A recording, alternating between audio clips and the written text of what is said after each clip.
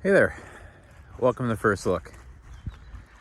I think I found a sweet spot here in Frick Park because I keep going back to it, mostly because it's quiet and it's in the morning, and so there's really not anyone over here.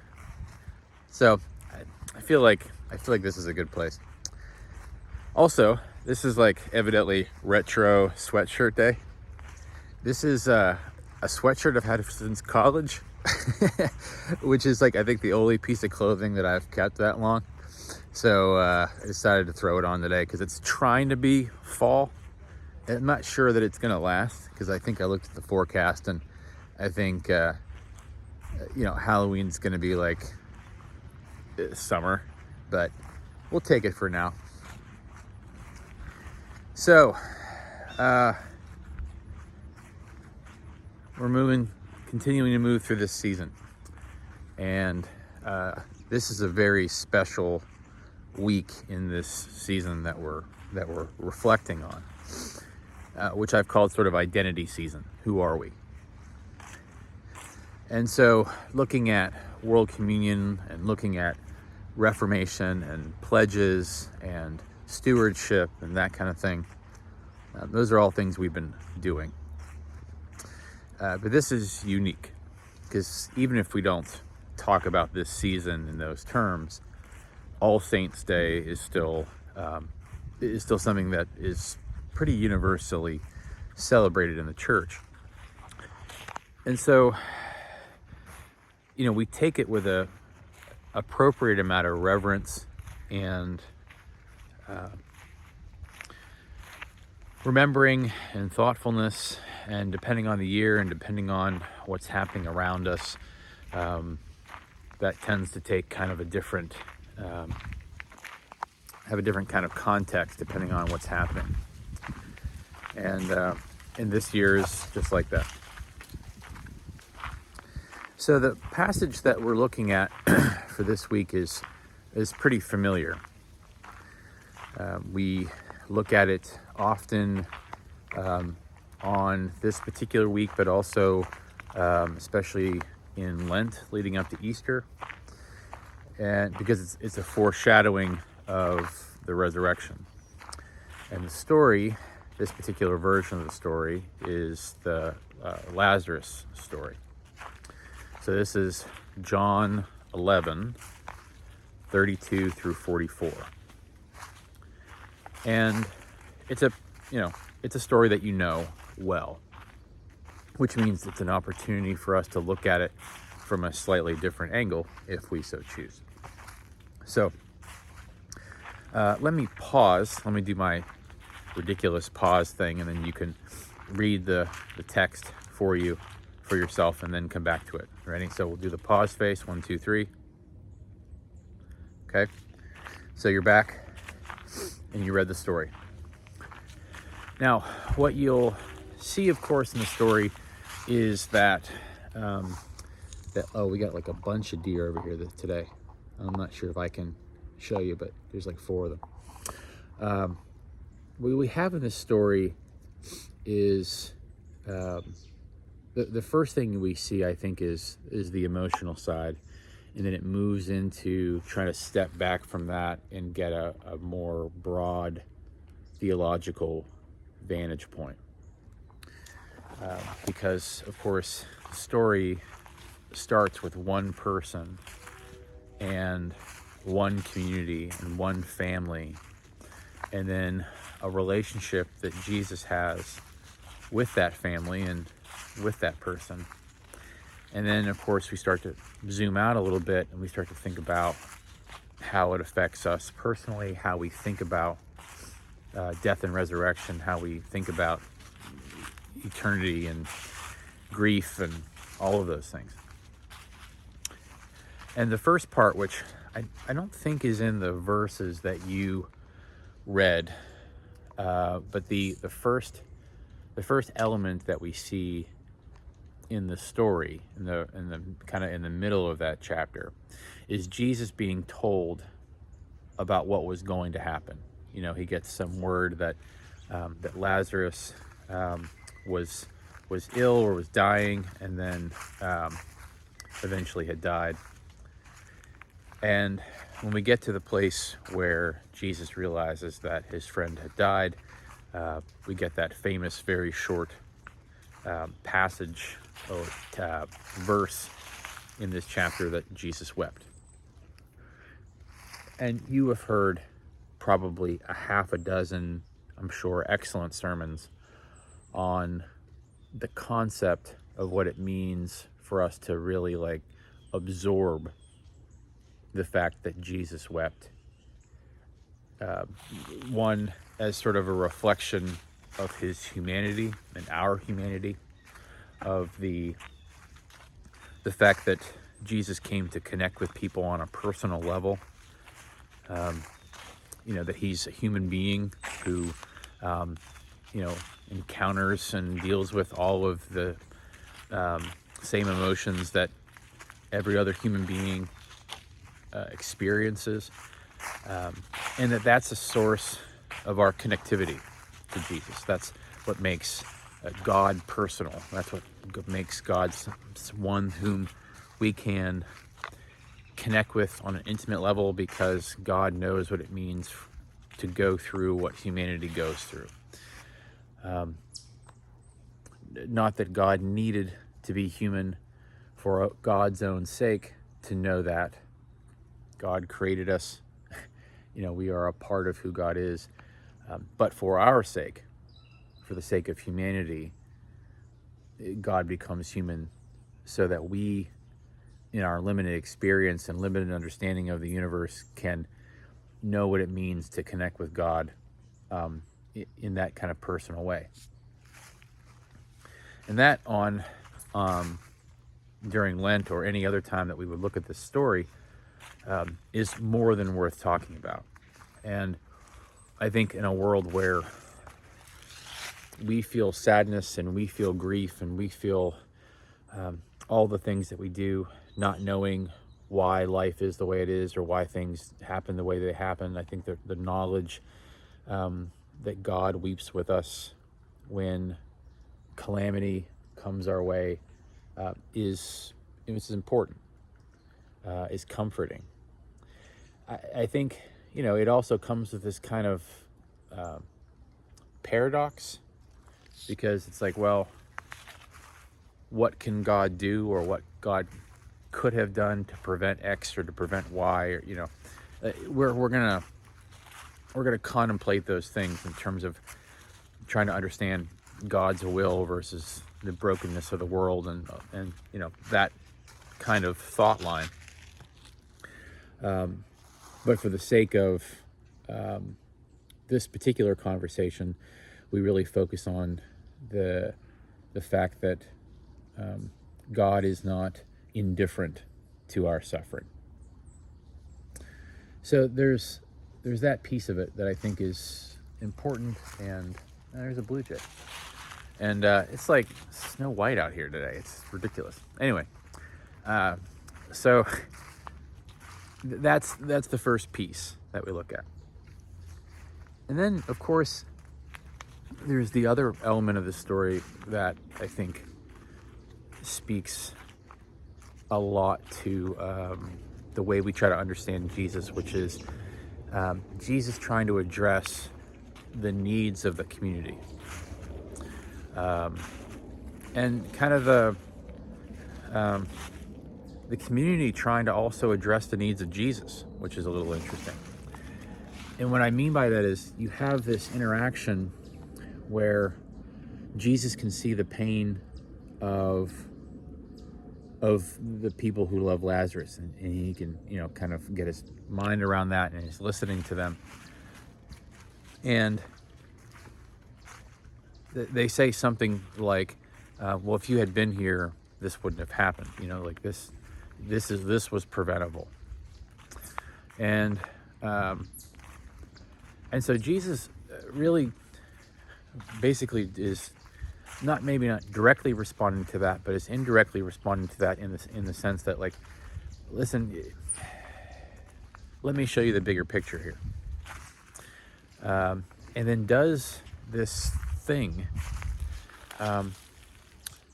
allows Lazarus to be resurrected, to raise in this miraculous way. But along the way, the community, even though they're grieving and even though they wish something else had happened, they also have this sort of sensitivity to the experience of Jesus, where Mary says something like, he's been in there for a few days. It's not okay in there. Like you will be your senses will be offended by what is in that tomb. And I think that reaction is really fascinating, because you see that all the time, how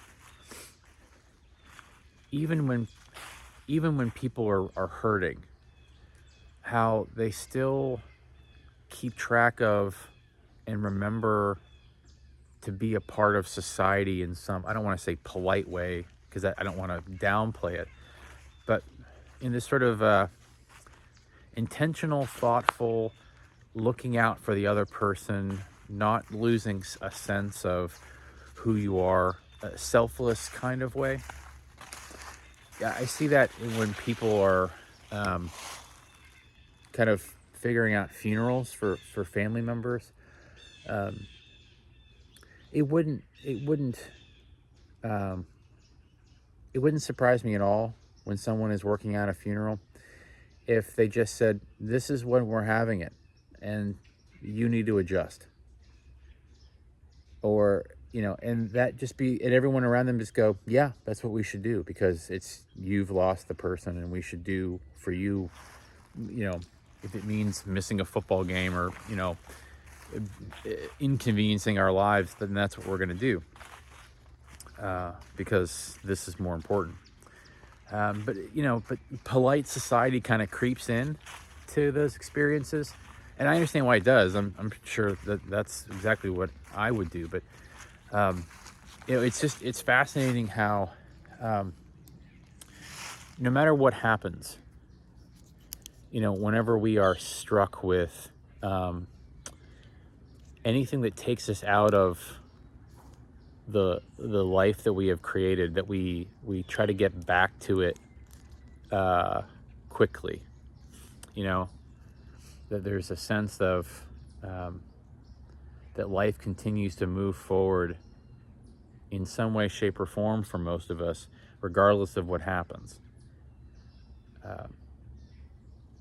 And that's not to depress you or not to undermine anything we go through. It's just it's a true part of our life, that you're still gonna eat and you're still gonna get dressed and you're still gonna try to figure out that. And if you can't do those things because it's too overwhelming, if you are in the bottom of the pit, that someone around you will, that chain somehow will continue to move in some way, shape, or form. Meaning that if you can't function, someone around you will function, will respond to the reality. And that may have been like where other people in Lazarus's family were. They couldn't deal with the fact, maybe they couldn't deal with the fact that Lazarus was gone. They couldn't function. And so Mary, for whatever reason, is able to step into that role. That's the way that she's able to be helpful in that grief. And I think that there's something kind of amazing and tragic about that, about loss. Because for as much as loss will change us, we also kind of yearn for a homeostasis. We find a great comfort in something that we can rely on. And the way that we get back to that is by either yanking ourselves out of a tragic experience as quickly as we can, or trying to kind of push it away as much as we can. And none of those things are bad or weak or uncaring or anything. They're just the way we survive. You know, by Mary saying, well, if you'd have been here, this wouldn't have happened, and then saying, oh, hey, don't go near the cave because it's going to smell. You know, each of those are like reactions to how she's trying to grapple with the reality of what's happened. And so she goes through that natural experience of trying to figure out why this happened and the fact that it did. And then she has the least human experience really that anyone could have, which is what she hopes for more than anything actually happens. And that's the part that really none of us know how to connect with. You know, she has this experience, the community has this, her family has this experience of, my brother died. I can't believe that he died. And then somehow she actually gets the relief that she yearns for, which none of us do. Someone passes away in your life, you can want that and hope for that up to the time of them passing, but we know that 4 days later it's not going to be okay again. And that's the part of the story that I think is the hardest to get your brain around, because as much as we hope for resurrection as sort of a comfort, none of us have ever experienced it. We don't know what it would be like for that to somehow be different. As much as we might want it to be different or can't believe it, or, I think we would be more shocked and more overwhelmed if what we wanted to have happen actually happened, because it would go completely outside of the natural experience. And so I think that's why the idea of resurrection and God's eternal love is so hard to get our minds around. I think we're good at talking about it because it's comforting, day in and day out. I think it's a comforting idea. But we certainly don't live like, well, we talk about that at Easter time, like living like resurrection people. We get stuck in the mundane, and we get stuck in the norms of life, and the small comforts and that kind of thing, and we don't necessarily live like God is going to make all things new. We don't treat other people like they're a part of that eternal writing of everything. We treat people either indifferently, or we treat them like family, or we treat them poorly. And if you think about it, if we really lived as resurrection people and saw, the restoration and reconciliation of all things in the face of everyone we met, how much different would our world be? You certainly can't tell me that someone who, lives a life where they, you can't tell me in a world where, every phobia and sexism and racism and everything else that exists, that we're all living like resurrection is a real thing. So it's one of those things, my quiet place is now turned into a not so quiet place. And so I may you're going to hear some voices in the background, and so that may not be something I can prevent. So I apologize. I might try to go down here so that maybe I can be not so much in these folks' way. But as we talk about all of this, and I realize this is a big, heavy subject to kind of talk about, but it is All Saints Days, and so I feel a little bit better about talking about it with in these kind of terms. I think that we all kind of take this day. We all take All Saints Day, I think, a little bit differently. For some of us, I think it's a day of remembrance, and it is. We list off the names of people that we think about and people that we miss, and people that we hope to see again in an eternal way. But it's also a day that we try to strive for something that feels hopeful, not just for ourselves, but I think for the world too. That the story of Lazarus, we recognize that even in his raising from the dead, he's going to die again, right? So it's this literal glimpse into what something eternal looks like. It's not the thing itself, but it's a taste of it.